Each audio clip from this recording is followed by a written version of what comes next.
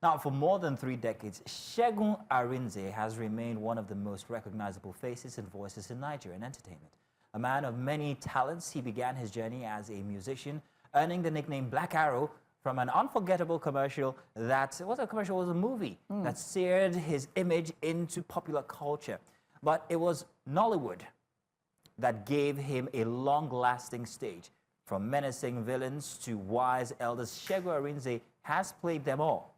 Off camera, he has also made his mark, serving as president of the Actors Guild of Nigeria, mentoring younger actors and lending his voice to advocacy in the creative industry. Now, he's been in the room where the deals are made, and he's watched the industry rise, stumble, and also evolve. He's seen the game change, and he's changed it himself. So today, it's imperative we talk not just about the legend, but the man, the legacy, the pivot points, the price of relevance, and the pressure of permanence. Because behind this spotlight is a story that deserves its own lens. Segun Arinze joins us live now. Segun, welcome to Breakfast Extra, Mr. Arinze. Black Arrow in the house. Welcome, sir. I hope you can hear us. Thank you. Now we're aware there's a bit of a delay. Claire, thank you so much. Good morning. That's, I didn't expect that, but thank you. It's all you. It's all you. Mazino, how are you? And my sweetheart there, how are you? I'm fine, thank you very much. Let's take it back, shall we? Before the fame, before Black Arrow, before the glare of Nollywood, what was young Arinze, young Segun Arinze dreaming about? Was this ever what you sought out to be, or was this just, it just happened to you and you just took the journey from there?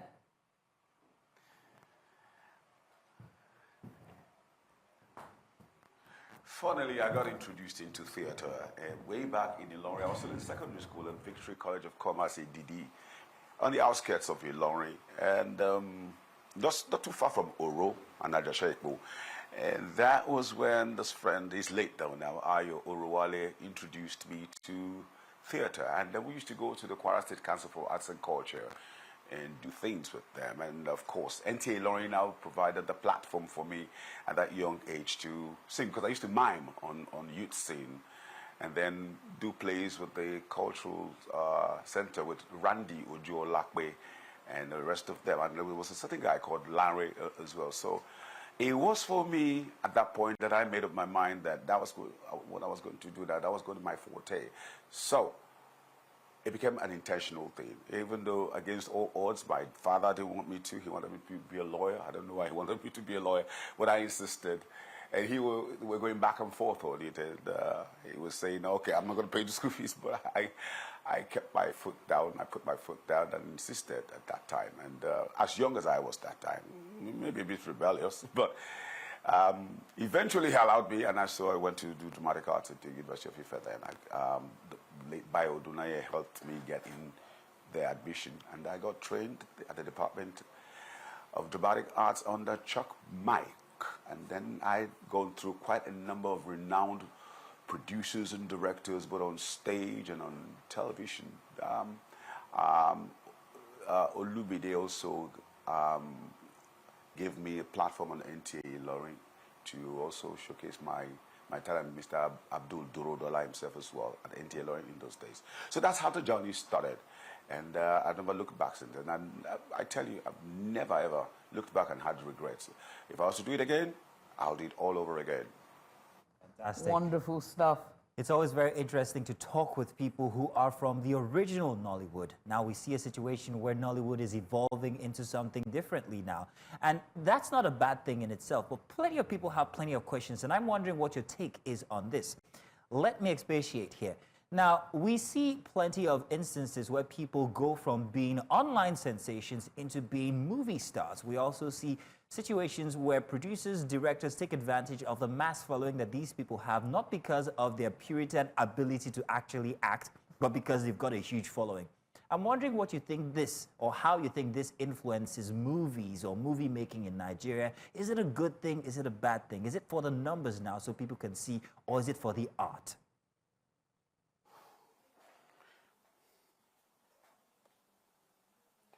Funnily enough, just before we got on air, I was discussing with your crew here. We discussed the exact same thing.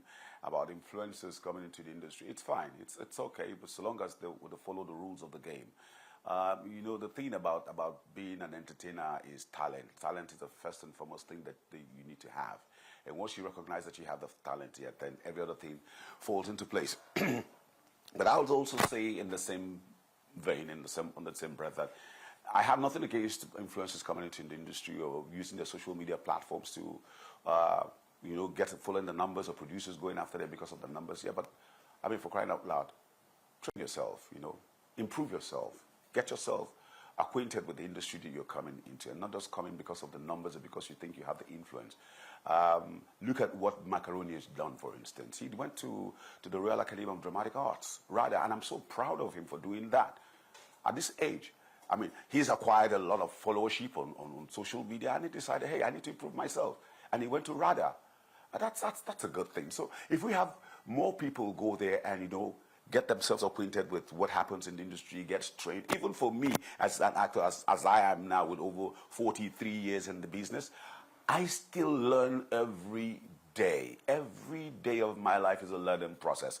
So I don't see anything wrong with influencers coming in. Where I'll get a bit weary is when you come in for the purpose of using it just to elevate yourself for no reason. You're not impacting, you're not imparting, you're not teaching anything, and you're just there because you have the numbers and you just want to make money, and after a while you fizzle out. That's where I'll pick bones with you. But there's nothing absolutely wrong with it. It's okay. Like I said earlier, because of the nature of the arts, the entertainment industry, it's an all-cover affair for everybody. It's always been an all-cover affair. You can't say like in the military where you have to go and train as a soldier or as a naval officer or as a doctor or as an engineer. Whether it's strictly like that, you must be trained before you come into the business. Unfortunately, any way you look at it from both sides of the divide, it's like that. But just improve yourself. That's for me. Talk about the purity of this art. One of the very vital aspect of it, which you also alluded to in your earlier submission, was how you started out on theater, on stage, and how, you know, that sort of helped your trajectory into the arts when it comes to acting as well. But when we look at stage drama and we look at the stage itself, I won't say it's phasing out, but it doesn't have the popularity as it used to have. You know, not so much money is made out of there. So let's talk about the revival or the renaissance of, you know, the theater. Do you see that being revived, and what would it take to revive stage drama and, you know, stage performance in you know, contemporary times? That's a very good question, Mazido. There has to be a renaissance, like you said. There has to be a renaissance of the theater. And I was passing by, so I can't remember. I think it was that Lucky Tollgate. I saw this big billboard on. They were talking about stage plays, and Bolanle Austin Peter is also doing a yeoman's job trying to revive the theater, live theater. It's good. Yes, you may not make money from it, but hey, Broadway is still there for those who want to watch. So I'd like to see a situation where we get all of these big names and come on stage one day. Like 20 big names come on stage and let's do the throwdown. So we'll know who be who, man go know who be man. Because, you know, for film and television is cut, take, and they, you know, they edit it and you look good. Stage, you and the audience alone. You know, when push comes to shove, that's what stage is all about. I love the stage. I was born on the stage. I was built for the stage. I was meant for the stage. And incidentally, as I celebrate my 60th birthday next month, I'll be on stage in Ghana, in faraway Ghana, performing. And that, for me, it's a joyful thing. So let there be a renaissance of the live theater. We can do it. We can get it back. Mm-hmm. And, you know, like I said, Broadway is still there. Even in the UK, live theater also thrives. You break my heart when you refer to Mazino as Judith. Yeah, that question was from Judith. It was an interesting story, Judith.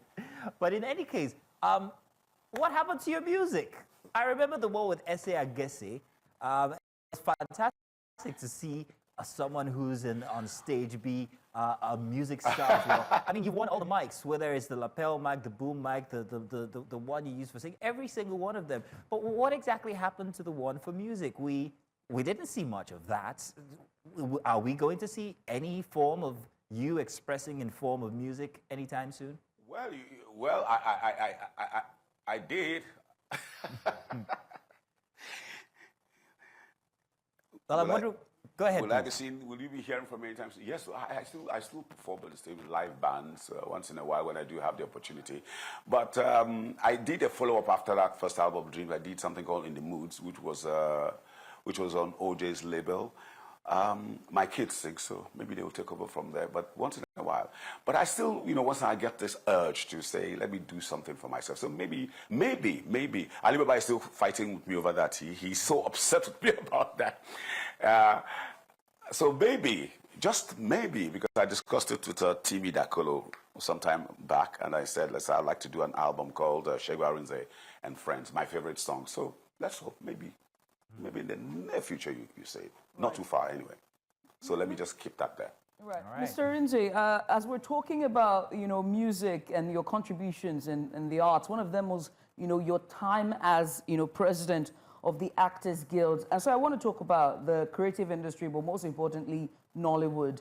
It has metamorphosed over the years, or it has, continually changed from what we knew it to be in the 80s and the 90s to now what it is, with the emergence of streaming services and the boom of theater, right, and premieres. But what about the challenges as well? Does that, with all of the investment that we're seeing from streaming platforms, or even the dial back from those investments to theaters, booming across Nigeria, the network of theaters, there are still challenges that, Nollywood still faces. Do you mean cinemas? No, I mean, Nollywood itself, the challenges that Nollywood is facing. So do you see, those challenges going to resolve itself, or do you see also changing with the times? And is Nollywood equipped for that, to tackle it?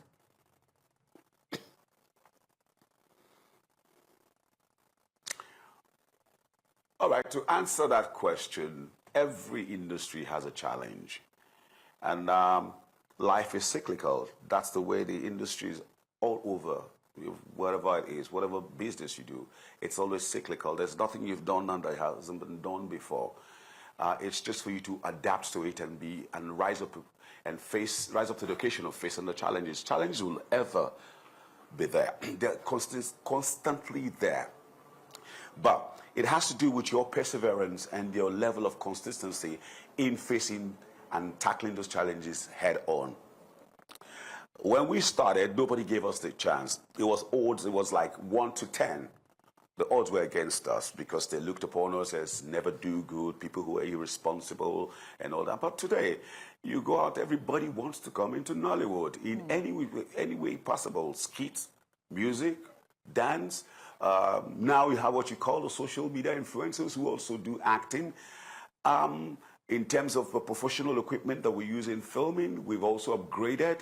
The stories are getting better. Directors are also improving on their works.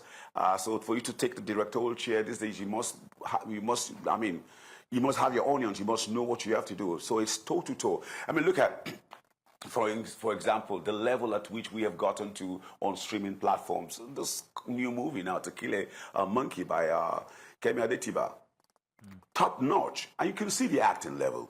You could also see William Benson, Buchi Franklin, Bimbo, Ireti Doyle, Stella DeMastos. Everybody brought that A game. In terms of production values, it was high, top notch. Kudos to Kemi Adetiba. And you see other producers are also doing the same thing. Once the challenge comes, I think it's for us to just sit down, recalibrate, and tell ourselves the truth and how do we go. And I also think that the industry needs to come together once in a while and have this JoJo, have these workshops and all that. Time was when it was all about beef. I don't think we need that. We need to move forward. And I also abhor the talks about new Nollywood and old Nollywood. I was just telling the crew members here before we went on air that there's nothing like new or old Nollywood. See, barracks is there. Soldier come, soldier go. Police come, police go. Interesting. The barrack remains. And same thing with the medical field, same thing with the engineering. There will always be new people who come with new ideas to do things. And for the older ones, they also learn. I tell the younger ones, hey, give me your youth and I'll give you my experience. Let's share. So it's a learning process for everybody. I don't like that. When there's that dichotomy of old and new Nollywood, it makes us look as if we're shitty. If we did that at our level with the likes of Adelove, Baba Salah, Ogunde, then we paid them reverence. We reverenced them. And we liked what they did because they created the platform. They gave us the platform for us to thrive. So it's not a nice thing for the new ones to come in and just shove us through into the waste bin and say, oh, it's your time is up. It's our time. Nothing Mr. like that Arinze. happens. And for me, the industry, Mazino. Yes, Mr. Arinze, those eyes. Mr. Arinze, but we are out of time, but I wanted to push in one last question that is very important. Piggybacking off something you said regarding your, give me your youth and I'll give you my experience. You and a host of others have given us your youth. You also are, or at one time was, the president of the Actors Guild of Nigeria. Now, I'm wondering, we've seen so much of you give us your youth, and we're wondering what happens in the heydays. I'm still president of Association of Voiceover Artists now. Yes, you are. That I know very much, of which, yes, I'm very well involved. Now, when it comes to the heydays of after this program, I will call you Mazino. Me and you, we have axe to grind. I know, sir. But talking about the superstars who gave us their youth, when it comes to their heyday, we see a recurring pattern where there's problem when it comes to their health. And I'm wondering, what responsibility does the Actors Guild have for these members? Or what responsibilities do we have as fans? Or what responsibilities do they have or did they have on themselves from before? What's your take, sir?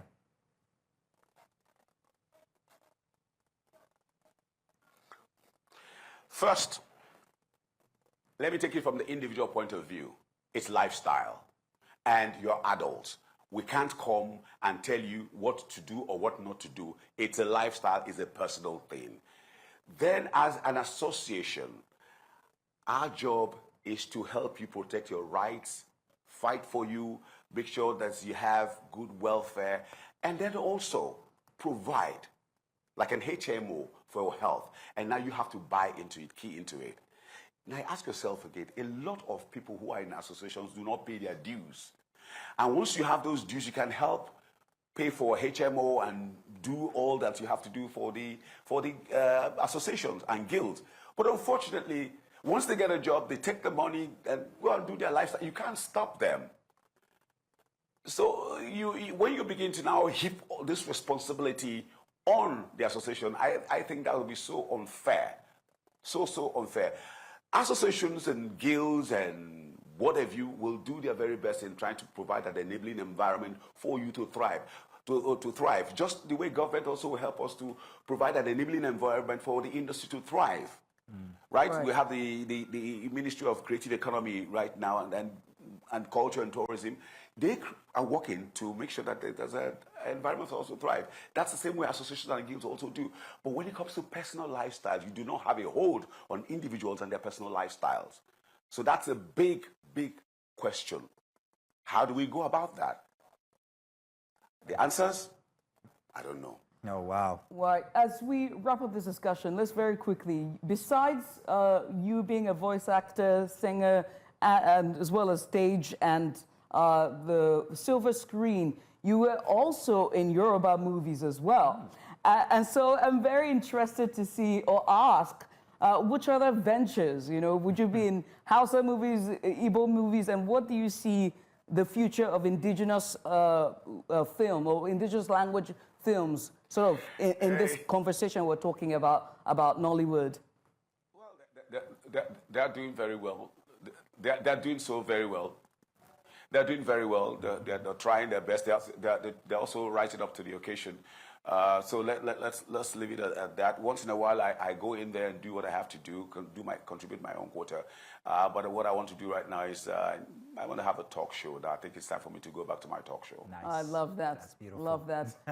I must say thank you so much. We know you as the Black Arrow, the villain in some of the best movies in Nollywood, as well as a voice actor, as well as singer, and also going behind the scenes and doing your best when it comes to policies as it pertains to our arts. I must say thank you, sir, for taking out the time to join us this morning. This has been a dream come true, as well as a pleasure and an honor for everyone here. Thank you so much, Thank you very much, Mr. Segun Arinze, and I'm scared now for that phone call we're going to have after this. But thank you for joining us on air, sir. Welcome. Thank you so much. Thank you for giving me the opportunity this morning.